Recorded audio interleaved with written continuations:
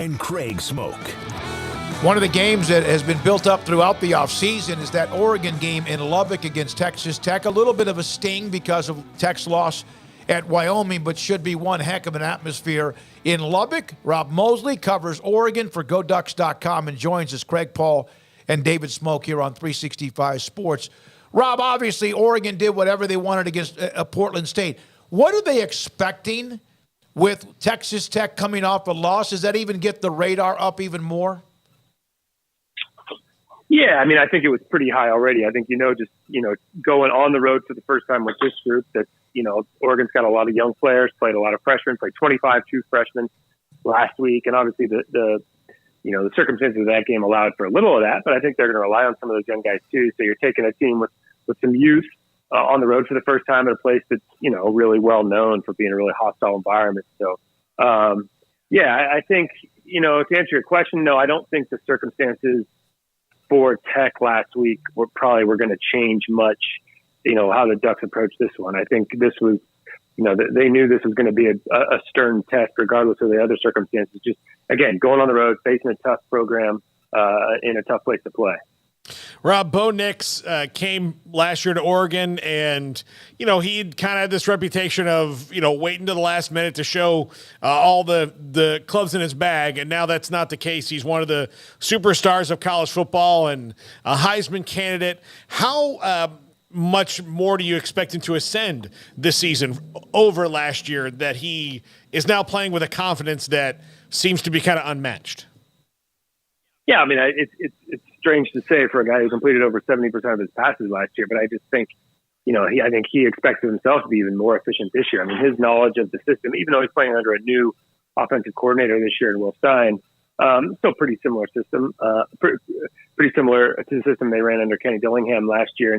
And I just think he took so many positive steps with Coach Dillingham last year in terms of kind of reining in some of the stuff that would get him in trouble in the past, but without kind of losing that kind of freelancing element to his game that also makes him so dangerous too. That's still there. You just try to, kind of minimize mistakes. And I just think they did a great job in tandem last year. And so building on that is just to get even more efficient. I think you saw the performance last week.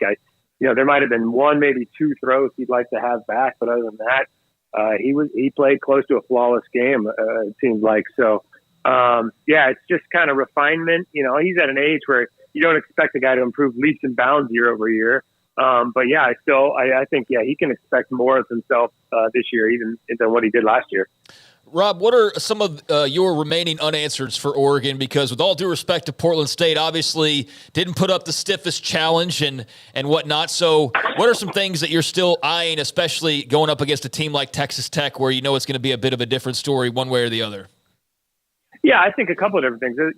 Like I said, it is a new offensive coordinator, and I think the idea was to have some similarities to things that worked so well for this program and this personnel last year, because a lot of the skill guys, a lot of the same weapons are back. And so, they had so much success last year. You don't have to reinvent the wheel. But by the same token, what are some new wrinkles that Will Stein wanted to bring into this offense that, probably you feel like you don't have to show in a game like last week's game? So, kind of what else is there in the playbook that might get dusted off for this one as opposed to last week? But I think that, the bigger question overall about this Oregon team this season is, I think, kind of the offense, this is a program where I think offense is always going to be the identity, kind of regardless of anything else, just because that's kind of West Coast football. That's Pac12 football out here, quarterbacks putting up points, all that. And then just the nature of kind of how Oregon kind of made its name, broke through nationally the last 20 years or so. But I think there's some real hope that, given Dan Lanning's background on the defensive side of the ball and the way they've recruited on that side of the ball, that the defense could really, they talked a lot about kind of the notion of good to great all off season, that the defense could really take that next step from being a good, solid unit to being one that was really a difference maker. And so affect the quarterback more in terms of the pass rush. Maybe be more playmakers on the back end, forcing a few more turnovers, things like that. And so, you didn't really have an opportunity to really show any of that last week. A, it was, an opponent that was from a lower division, and B, one that really liked to run the quarterback a lot. So you had to respect that. And so I think as this season progresses, beginning this weekend, but also beyond, I think Oregon fans are really interested to see kind of what this defense looks like and what the ceiling is on that side of the ball.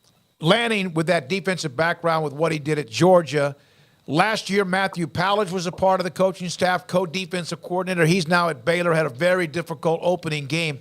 How much was he involved in the defensive calls last year for the Ducks? Yeah, I don't know so much about calls, but I think, he's obviously a really, really sharp guy. I mean, every time I'd be at like a press conference that he would do, I'd come away thinking that guy's going to be a head coach and probably not very long from now. And I thought the same thing about Kenny Dillingham.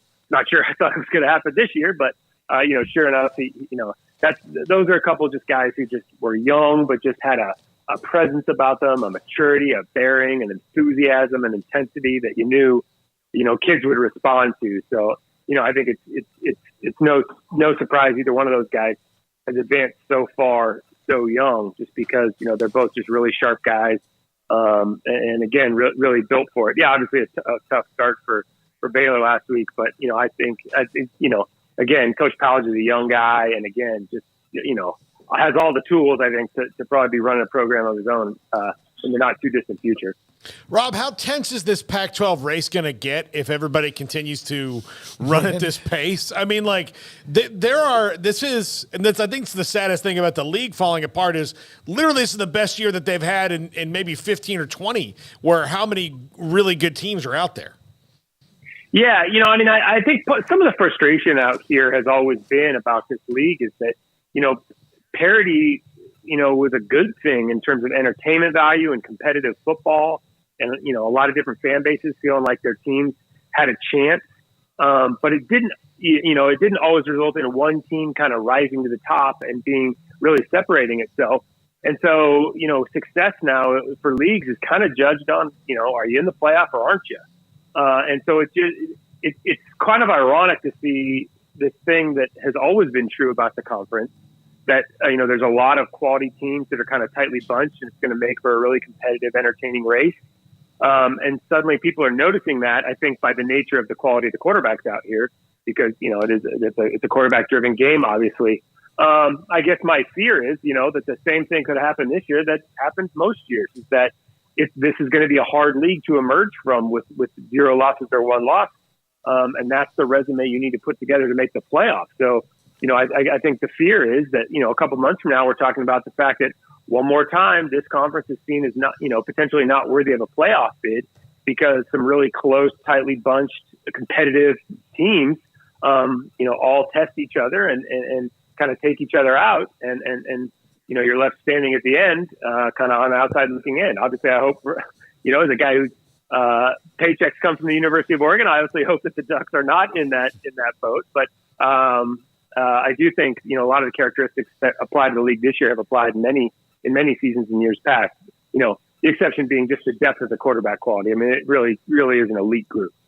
Rob, you can only tell so much of a geographic or rivalry dynamic from social media. It's totally different when you're actually experiencing it. So is there heartbreak or I guess maybe another phrase along that from Oregon fans towards Oregon State's current predicament, or is there point and laugh? Like, how would you describe that dynamic with the way that those two are now going separate directions? Yeah, I mean, I think obviously broadly, there's some of both, depending on kind of what fans you're talking about. But I think generally speaking, Washington is the rival that, Oregon fans kind of love to hate, and it's very much mutual. Oregon State's the one that's kind of like your family member that when you're competing against them, you want to beat them, but when you're not competing against them, you're kind of, I don't know if rooting for them is the word, but you probably root against some other people more than you root against them. So yeah, I think there's a lot of, certainly from my point of view, I think there's a lot of empathy towards people at the conference level, and people at certainly Oregon State and Washington State that, seem to be in a really tough spot right now, given all this upheaval around college football. It's, there are some folks that, kind of right now seem left out in the cold, and that's disappointing to see. One more thing, Robin, we appreciate your time. Tyler Shuck, quarterback at Texas Tech, had a really good end of last year after being injured. And obviously they had the tough loss to Wyoming. He started well. What about him, the reunion with Oregon, obviously a player that left to go play at Texas Tech? Yeah, it's really ironic. I mean, this is going to be the second time he and Bo Nix are on opposite sidelines for a game. Nix's first game in 2019 was at Auburn against Oregon, and Tyler was on the Oregon sideline as the backup to Justin Herbert. And man, how much things change around college football these days. Yep. But yeah, it's going to be fun. I'm interested to watch Tyler. It's going to be fun to see him. Just a kid who got here and, kind of like I was talking about Matt Powledge. I mean, just had this really impressive bearing about him the moment he got here as a freshman. Just a mature kid, a heady kid. Somebody who works in communications, like a guy we love to roll out there in front of the media whenever the opportunity presented itself, because he was just, built for the spotlight. And, I know like everybody, college football tests you, and guys have ups and guys have downs, but, he's a guy I always root for, because I just thought he was just a classic kid, a hardworking kid, a good kid. And obviously hope he doesn't have too much success this week, but, certainly rooting for him in the big picture. Rob, thanks for your time. We appreciate it. I know you're busy. Rob Moseley with us. GoDucks.com covers Oregon on their game in Lubbock against Texas Tech. Joey McGuire